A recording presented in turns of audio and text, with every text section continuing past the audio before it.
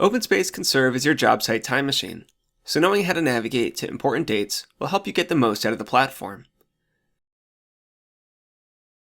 Select the date bar to show the calendar. There are 4 colors to be aware of.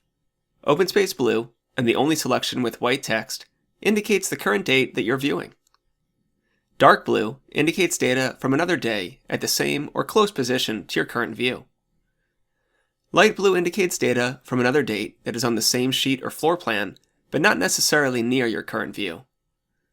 Light gray indicates data from another date that a capture was performed, but on a different sheet to your current view.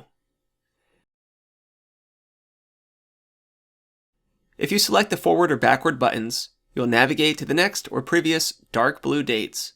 That's the closest date with data in the same location.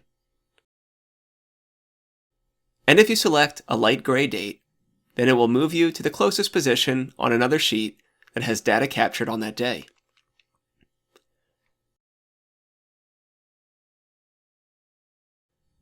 By peeling back the progress of your construction phases and leveraging OpenSpace's intelligent location data, you'll be able to gain deeper insights into your projects.